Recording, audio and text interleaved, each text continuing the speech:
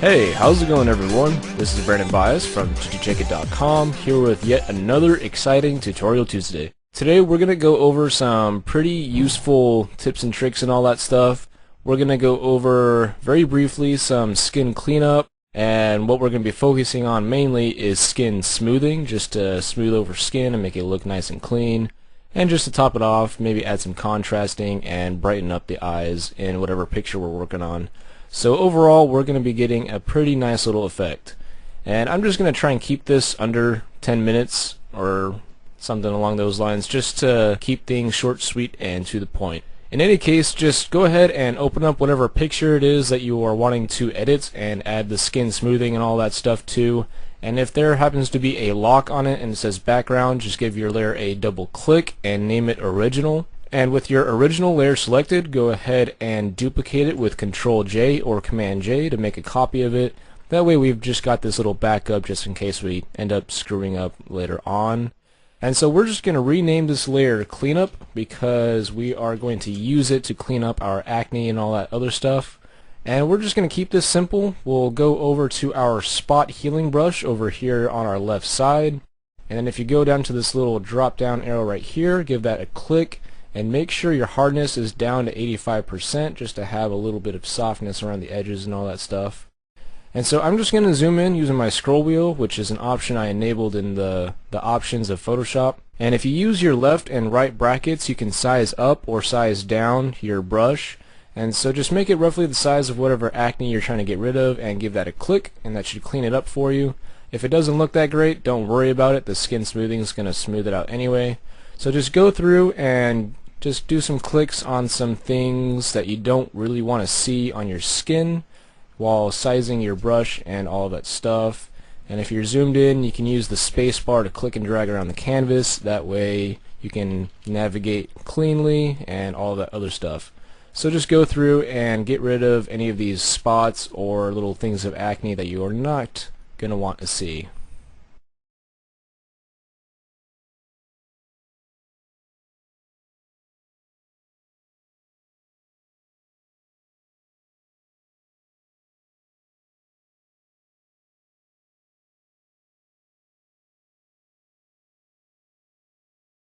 Okay, so once you've used your spot healing brush to just do a quick little cleanup around the acne and blemishes and stuff like that, you can do a little bit of a before and after to see whether or not you actually like that.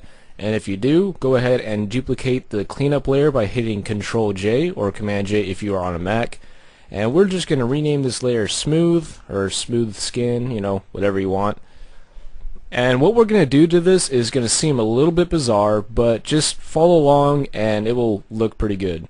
So we're going to go ahead and invert this layer by hitting Control I or Command I, and then we're going to change the blend mode to Vivid Light. Yes, I know it looks weird, don't worry about it, it's all good.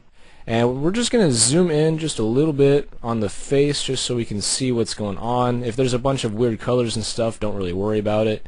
And we're going to go to Filter, Blur, Gaussian Blur, and what the Gaussian Blur is going to do is determine how much texture you're actually going to see in your skin. So the more blur that you have, the more texture you're going to see. The less blur you have, the less texture, you know, and vice versa. So what you're going to want to do is just kind of click through the radius just to see what it is that you like. And I'm thinking somewhere around 7 is actually looking pretty good, because over here in my cheek I can see some of the texture. And so just with that in mind, I'm just going to go ahead and hit OK with a radius of 7.8. Yes, I've still got like random blue splotches and all that, but that's okay because that's not going to show up later. And now we're going to go up to Filter, Other, High Pass. And the high pass filter is just going to determine how smooth your skin is actually going to look. So when you amp up the radius on the high pass filter, you're going to slowly see your skin just kind of start smoothing. But when you get to a certain point, you're going to see this kind of ghosting effect going on. You're going to get weird colors and things of that sort. And when you get to that, you probably want to go back down to something that looks a little bit more realistic yet still really smooth. So something for me is probably more around the 13 pixels radius. Just kind of get something that looks pretty nice to you. and you'll hit OK, and I'll zoom back out just to see how it's looking. But since everything is getting that smoothing look, it kind of looks a little unrealistic. So what we're going to do is go up to Layer, Layer Mask, Hide All, and that's going to hide everything on this layer.